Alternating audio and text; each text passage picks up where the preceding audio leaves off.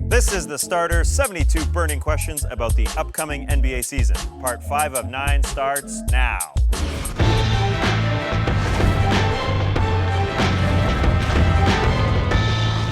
Good evening, sweet world, and welcome to Part 5 of The Starter's NBA season preview. Whether you're listening to the podcast or catching us on NBA TV, we're very, very happy to have you. I'm J.E. Skeets, and alongside me, as always, it's Tass Mellis. The season is so close. Can you feel it? So Can you feel close. To my right, it's the Starter's blog editor, Trey Kirby. Hey-o! Hey-o! And finally, it's the Aussie. It's Lee Ellis. Girls. Lele. Lily, in another new shirt. How many new shirts did you buy for this season? A few. This is my Merlot number.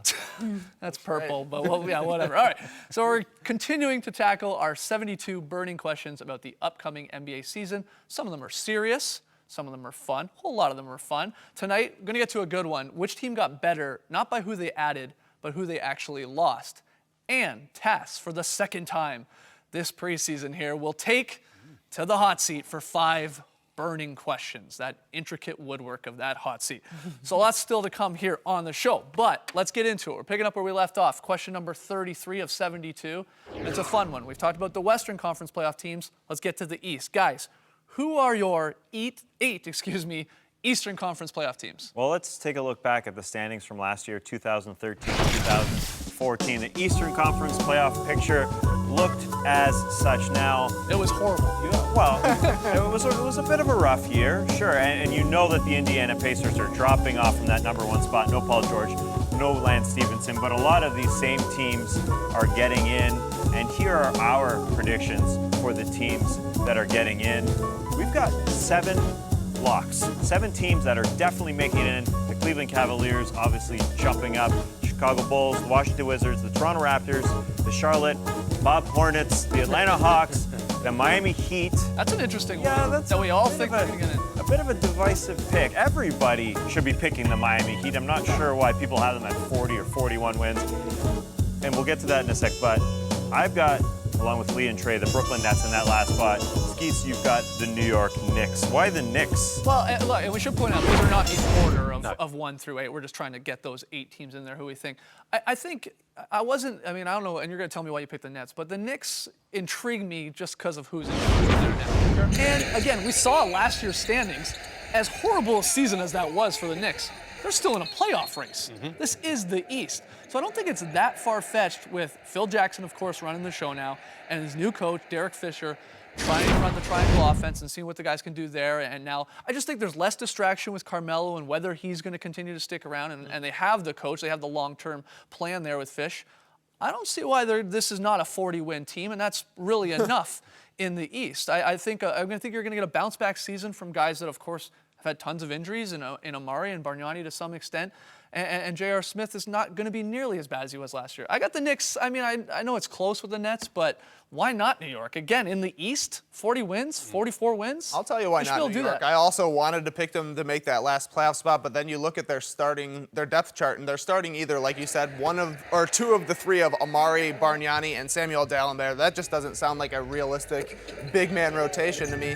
And then I think the Nets are actually going to be a little bit better, assuming people stay healthy. Lionel Hollins is going to be a better fit for them than Jason Kidd. I agree with that. He's used to, the post-up game, and that's what Brook Lopez is really good at. Brook Lopez is an all-star player. He's very, very good when he's healthy. Assuming he stays healthy, they should make the playoffs. Yeah, the Knicks were full of turmoil last year, but the Nets had some divisiveness. There was a rift in that locker room as well. I think the players are going to really enjoy playing for Lionel Hollins.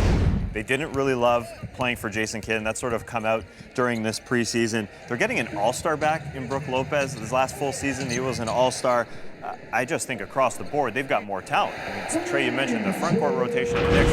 The Nets are just a deeper team, and they won 44 games last year, and I think they're really going to enjoy playing for Lionel Hollins. Yeah, and I just don't think the Knicks have enough star power. I think guys like Amari and J.R. Smith, I don't think you can rely on those guys. And even if Carmelo's putting up great numbers, it doesn't necessarily put them in a position to win all the time. Jose Calderon, Andrea Bargnani, we saw those guys when they played at the Raptors. They're not really going to move the needle too much. They've lost Tyson Chandler, even though he didn't have a great season last year. So even Derek Fisher's there, Phil Jackson's there, but those guys can only do so much from the sidelines. The product on the floor, I don't think is good. I would argue, though, your star players on the Nets team, too. You can't count on these guys to play a whole lot of games. First off, they're always injured. You can count on Brooke or Joe Jaren Johnson. Williams. Okay, Joe Johnson. Is he going to lead them to 45-plus wins? I think you just have a lot more Why didn't it happen solidarity, last year? a lot more solidarity on this team than you did on the New York Knicks. I mean, Well, they got to 44 wins last year. That's pretty close to 45. And like you said, Hold on. 45.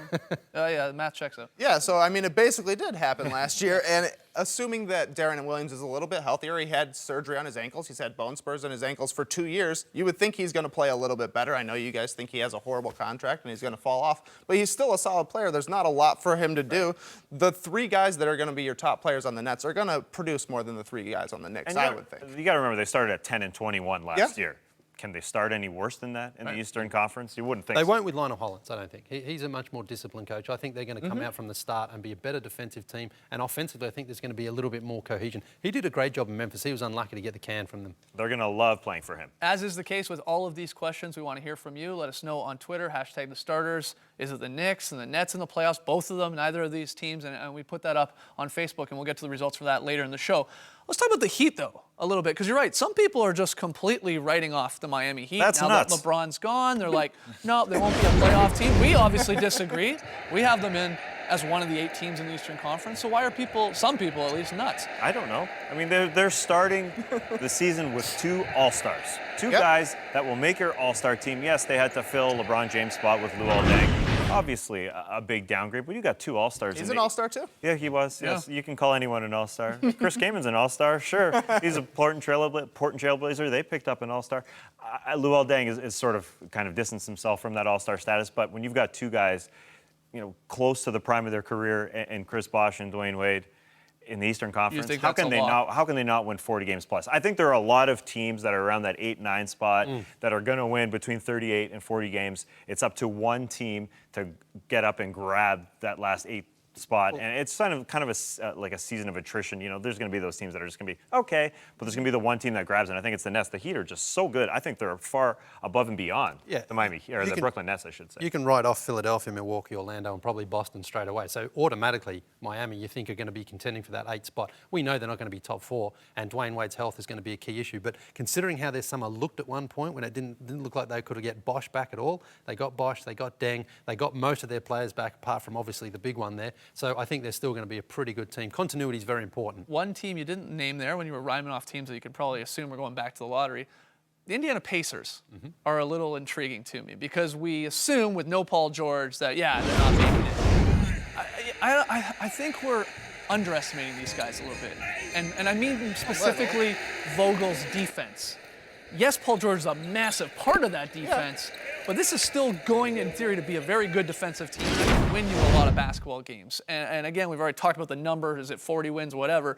It wouldn't be that far-fetched for them to be still right there in the race or to even crack in there, right? I just don't see any way they're going to be able to manufacture an offense. You look at a team like the Bulls last year who were missing their main shot creator. Their defense got them by, but they have Joakim Noah working at the elbows, who was great, the best passing big man in the league last year. There's nobody like that on the Pacers. They would have Roy Hibbert and David West have trouble to struggle when they have guards getting them the ball. What are they going to do now that there's no guards out there? Obviously, Larry Bird, though, believes in Frank Vogel by giving him a new extension right now, which was a very interesting move because they've got to go out there now, Indiana, and they have to compete at least. We know they're going to struggle, but the Eastern Conference is open, so there's still a chance, but I agree with Trey. Don't think there's enough offense on that team. Let's hear what you guys think. #TheStarters. Which 8 teams are going to make it into the Eastern Conference playoffs? Looking very, very far ahead here, of course.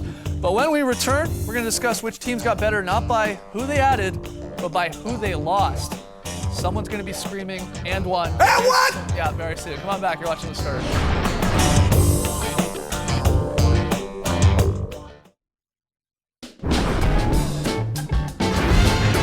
Back with The Starters, NBA season preview, continuing to tackle 72 burning questions. We're up to question 34. We're getting very, very close to halfway here. Guys, which team got better, not by who they added, but by who they lost? To me, it's an easy one. The Chicago Bulls got better because they subtracted Carlos Boozer from their lineup. They subtracted a guy who's in their starting lineup and somehow got deeper. I mean, look at this team. They seriously did. Finally, they amnestied that $16.8 million contract, something that many Bulls fans have been asking for a very long time. And in that spot, they fill it with Pau Gasol, who is going to fill Boozer's role very, very well. But not only Pau Gasol, then they go out and get Nikola Mirotic, who Bulls fans are going to love in that front court. That front court rotation is ridiculous, but they got so much deeper. I'm sure as a Bulls fan, Trey, this got to make you happy. Yeah, I'm 100% with you on Carlos Boozer being the best subtraction of the offseason, just because, like you're saying, it's crazy to look at the Bulls in their resurgence the past 4 seasons, and their top paid player has been Carlos Boozer or Derrick Rose while he's on the bench. He's just kind of been a scapegoat. I mean, he was a great teammate, never really complained until the end of the season last year that he was never playing 4 quarters. But at least now that they can pay 2 guys, like Tassie said, and either one of those guys could theoretically play in the 4th quarter, whereas Boozer in Thibodeau's system, there was no way he was ever going to get back in that rotation. Lee, what about you? I'm going with the Oklahoma City Thunder and Thabo Sefolosha. His contract expired at the end of the season. There was no real interest from either party to renew it. Now he's coming down to the Fortress. But really, he fell away last season, and in the playoffs, it really stood out the most. He started the first couple of games against the San Antonio Spurs, then he couldn't even get off the bench in the end.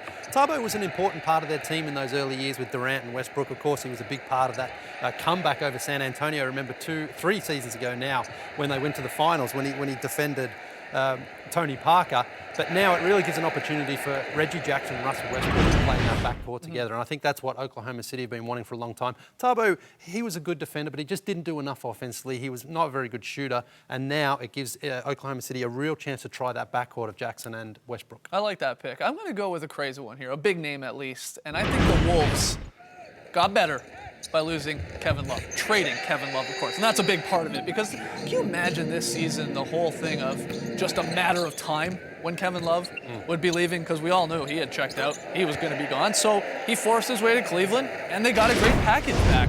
And that's what intrigues me, because I think they might be a better basketball team with these young guys around a guy like Rubio.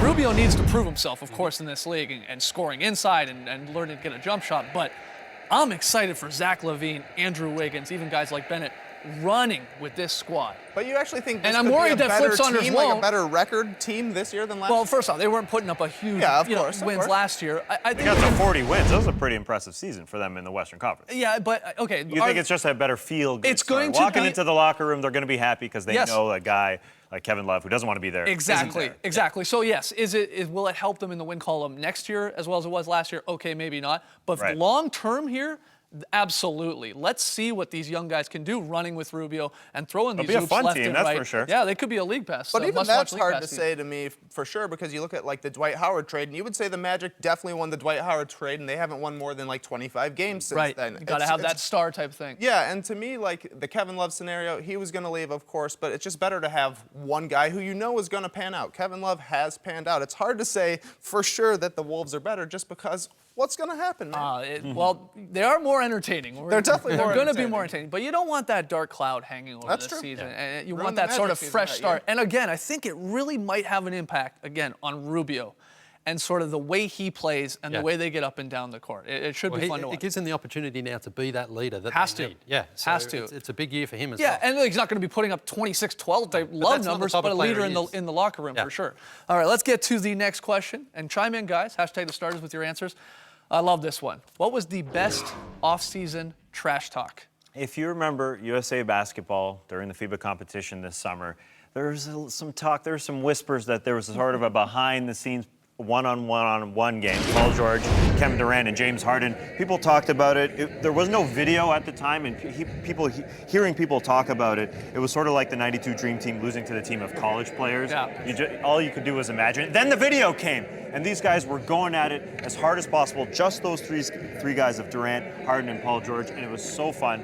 First of all, to watch James Harden play defense. He was pretty good at it. Yeah, he was locked in there. When he wants to play defense, he can play defense. But just seeing 3 guys, best in the world, after practice is done, just going at it one-on-one was so fantastic. I like that one. What do you got, Lee? Best offseason trash talk. Mark Cuban and Daryl Morey, the general manager of the Houston Rockets, have a history. Now, it goes back a while, but of course, Daryl Morey reportedly asked Mark Cuban if he would be interested in trading Dirk Nowitzki. That's pretty much the most offensive thing you can do to Mark Cuban. Right.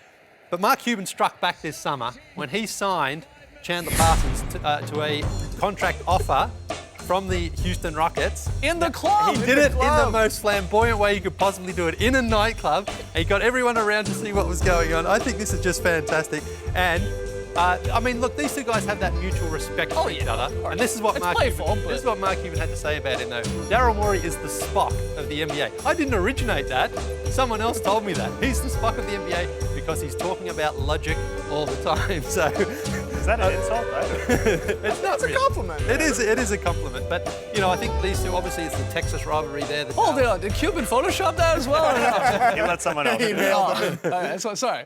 No, and I just love how these two are going to go at each other as well. And, I mean, this date's so long ago, and I think we're going to see more of this in the future. All right, I like that one. Trey, what do you got? Well, we've been talking about the Wolves, and my favorite trash talk is from the Wolves. At Media Day, Thaddeus Young was asked how he's going to replace Kevin Love, and he said, I'm not trying to replace 26 and 12. 26 and 12 didn't make it to the playoffs, which is a great slam. Yeah. But Thaddeus Young has never averaged 26 points a game or 12 rebounds a game. And he's coming from the Sixers, who went 19 and 63 and lost 27 straight games. He has or played in the whatever. playoffs, though. That's true. Right. But kind of an unnecessary zing, but I love it. Yeah, that's a pretty good, very, very good Twitter zing. I'm going with the whole Dion Waiters versus Bradley Beal versus then the Raptors. I mean, you probably know the story, but it started with Beal and John Wall saying they were definitely the best backcourt in the league. Then Cavs guard Dion Waiters took offense to that and said he and Kyrie were. Shocking. Then John Wall said, this was a great zinger, you've got to win a playoff game first before you can talk. You've got to be a starter first, he said,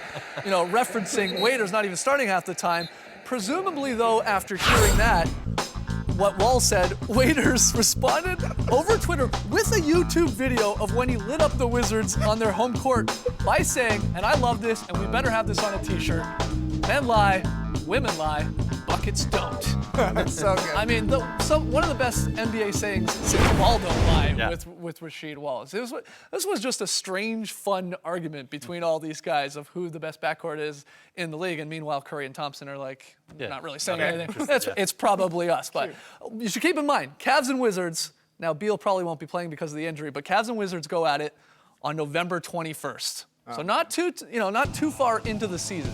Hopefully we get another Soulja Boy song, Exactly. another Jay-Z song. Gilbert Arenas can come back out of retirement, dressed like a wizard or something. It could be fun. It could be fun. There's a great rivalry to have back in the league. All right, got to take a break. When we return, Tass takes to the hot seat for the hardest question yet. Would you rather be Mark or Pau Gasol? Well, good thing we have a break so I can think about this. Yeah. Come on back to watch this start.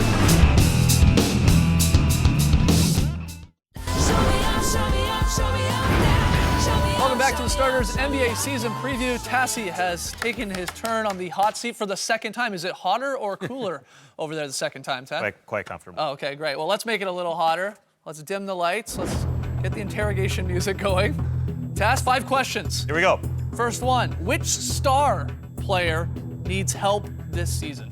Carmelo Anthony had a fantastic year last year. I think people forget that. 27 points, 8 rebounds, but he got no help, and this team missed the playoffs. If he got a little bit of help, they would have made it. Right. And you can tell that he struggled as games went on because he was great at the beginning of games. People think, oh, Melo, not efficient. He shot 48% in first halves, but because he had to do it all himself, in the third quarter his numbers got worse, and in the fourth quarter he was only 38% from the field. If he gets a little bit of help, they make the playoffs. Phil Jackson is all about the team, so hopefully his teammates get it going for him because they should make the playoffs. With 27 and 8, they should have. And a whole lot of help could be coming a year later when Amari and Bargnani come off the books. All right, That's why I signed there. Question number 2. Which regular season game are you most looking forward to? It's hard not to pick LeBron James homecoming Thursday of opening week against the New York Knicks. It's gonna be fantastic. Coming out of the tunnel, watching Bron do his thing. Is he gonna pull a trick on the rookies and let them come out of the tunnel first? Or is he gonna pull a trick on us and not come out of the tunnel at all? I'm sure he'll be there. I'm sure it'll be a fantastic homecoming. Bron, it hasn't missed a beat. I mean, watching him in the preseason, it just feels right that he's in a Cleveland Cavaliers uniform. It's gonna be great. Thursday of opening week. Do you think they win that game? Probably by 30. Third question of the hot seat. Which team is the most underrated? Every single year. Tell me I'm right here, Lee Ellis. You and everybody else underestimate the Memphis Grizzlies, right? And then it comes postseason time, and they're the team that you don't want to play every single year. 2 years ago, they made a conference finals. Yes, people say it was because of Russell Westbrook's injury, but year in and year out, they will beat any team in the postseason. Now they've got that extra weapon in Vince Carter who can hit shots at any point when you need him. He loves shooting threes. He loves hitting big shots, just like he did against the San Antonio Spurs. When Dallas almost upset the San Antonio Spurs, people forget that. It took him to 7 games. I think the Memphis Grizzlies could easily go to another conference finals. I wish he liked hitting big shots when he was a Raptors player. But I think they're fairly rated. Okay. Fairly rated? I love All this right. one. Love this one. I'll hold you to that. Would you rather be Mark or Pau Gasol? Really good question. Yeah. I would rather be Pau Gasol because after every basket I made, I would yell, pow! Square up for a 17-foot jumper. Pow! Get the ball underneath. Alley-oop coming. Pow! Square up. Right fake. Up fake. Underneath. Dunk! Pow! Pow! Pow! Pow! Pow! Never seen this episode of Batman, but I like it. Final one. Final one. Who is most likely to record a 5-by-5 game? 5-by-5 game, achieving 5 points, rebounds, blocks, assists, and steals.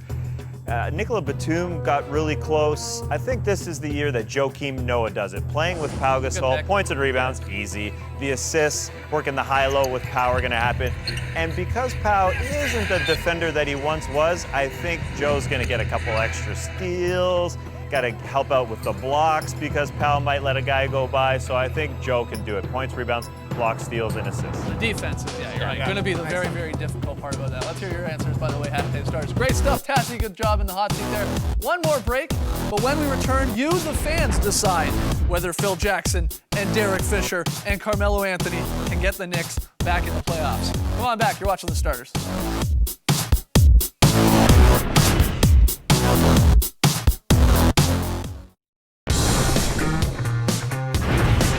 Welcome back to the Starters. Earlier in the show, we discussed and debated who out of the Nets or the Knicks would make the Eastern Conference playoffs. And I said the Knicks, you guys went with the Nets. Well, we threw the same question to the Starters Facebook fans. We polled them, and the votes came in as so. They got it right. Some of them got it right. 36% of you thinking the Nets make the playoffs. 29% of you agreeing with myself, saying the Knicks just get in there. 26% of you said neither of these two teams. They love this question. Yeah, and 9% said both the Nets and the Knicks get into the playoffs. So Most thanks. people are clicking, I don't know, Yeah. 9%. Well, thanks to everyone that pretended to know, at least, and we'll have those polls going throughout this entire season preview here. Coming up, part 6, tomorrow, the Starter season preview. We're going to get into who will lead the league in scoring, most improved player, I love that one, and social media MVPs and a whole lot more. So join us tomorrow night for that fun. Yes, and thank you very much for joining us today. And remember, pow. Pow. It's back.